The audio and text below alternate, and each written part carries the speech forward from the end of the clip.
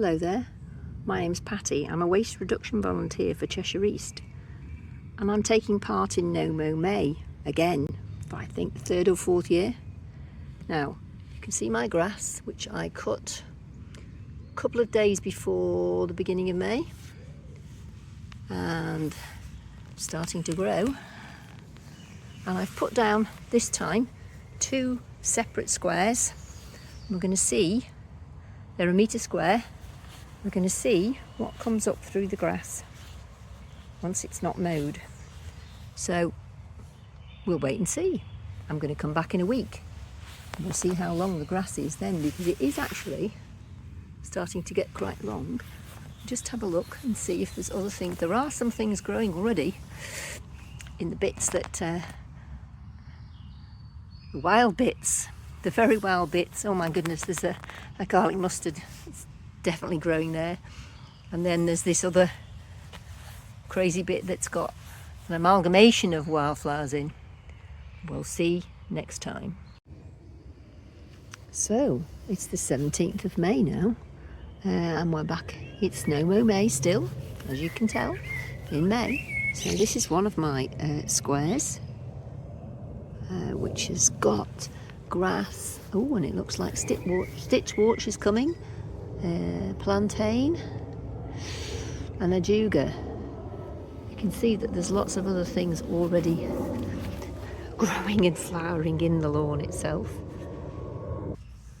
I've got an interesting patch here, but I'll have to come back in the when the sun's out, because most of the stitchwort has closed up its flowers now. You can just about see the flowers down there. And what's going on the other? Oh, here's the other metre square, which has definitely got plantain in. I'm not sure what else. I'll have to wait and see. As research has shown from plant life and the number of years that No Mow May has been happening, the first couple of weeks after mowing doesn't really show you an awful lot. You just have to wait a bit longer, and then you start to see more things coming up, as you can see. So we'll come back and see what it's like in a few weeks' time. So it's Saturday the 25th of May, and I've come to see what No Mow May is like in my garden now. Okay, so this you can just about see is where the first square was. There's a square metre, and we have got some ajuga coming through. Some ribwort plantain down there. Forget-me-nots right on the edge. More ribwort plantain is actually in flower. If we move along to the next metre, which we can just about see, surrounded by many other things. Once again, down here we've just got ribwort plantain today, but I did show you last time the stitchwort, which wasn't open. Look at this now. We'll go in. The stitchwort is really pretty little flower here. Can you see it? It is now open. And we've got buttercup and garlic mustard, or Jack in the Hedge, which has flowered and is now seeding. There's quite a lot of stitchwort on this side, along with more ribwort plantain. And the grass, some thin grasses going long. So, what else will come up in the next week? You'll have to wait and see. So it's now the beginning of June. Shall we see what we've got in terms of long grass? Well, we've got long grass. What else have we got growing? I can just about see the edge of my metre. There is definitely long grass. We've got ribwort plantain, some forget-me-nots, and some ajuga growing. You can just see that there, the red leaves. Let's see what's in the other one as we go past. Very long grass all around.